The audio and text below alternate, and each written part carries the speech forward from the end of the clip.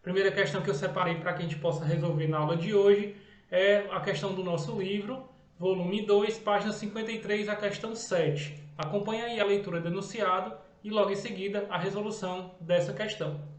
Durante um estudo sobre o comportamento térmico de determinado corpo, cuja massa é 0,2 kg, então separando aqui as informações, nós temos a massa do corpo de 0,2 kg. Foi fornecida a ele a quantidade de calor de 0,2 quilocalorias. Então, nós temos uma quantidade de calor de 0,2 quilocalorias. Veja que a unidade padrão para calorias não é o quilo. O quilo ele corresponde a um prefixo.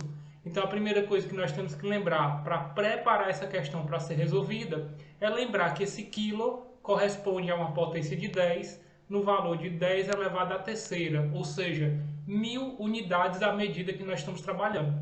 Sendo assim, 0,2 quilocaloria corresponde a 0,2 vezes 10 à terceira calorias. Se você preferir, também pode considerar esse 10 à terceira como sendo 1000 e multiplicando por 0,2 ficariam 200 calorias.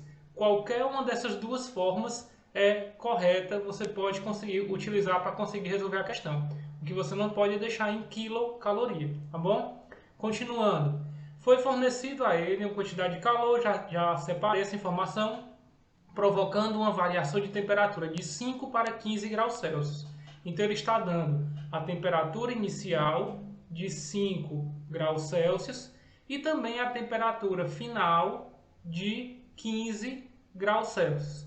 Com essas informações, nós já conseguimos determinar o que nos interessa, que é a variação de temperatura, o ΔT. Lembrando que é calculado pela temperatura final menos a inicial. 15 menos 5, esse ΔT, então, esse aquecimento, foi de 10 graus Celsius. Continuando, diante dos dados da questão, que nós inclusive já o ajustamos, determine o calor específico da substância que constitui esse corpo. Então ele pede para que a gente, diante desses dados, determine o calor específico da substância que constitui esse corpo.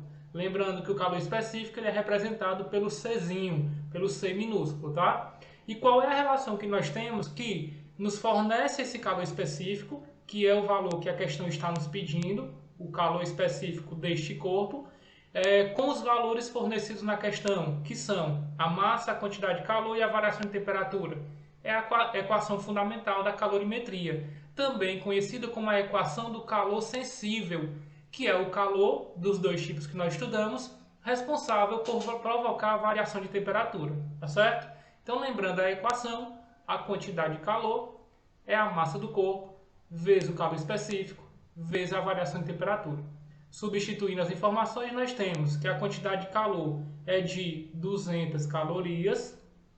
Lembrando que para essas unidades, para a quantidade de calor em calorias, normalmente se utiliza a massa em gramas, mas também não tem problema ficar em quilograma. Como ele não especificou em que unidades ele quer trabalhar, não tem problema você deixar em quilograma. Então eu vou deixar assim, 0,2 vezes o calor específico, vezes a variação de temperatura, que é de 10 graus Celsius.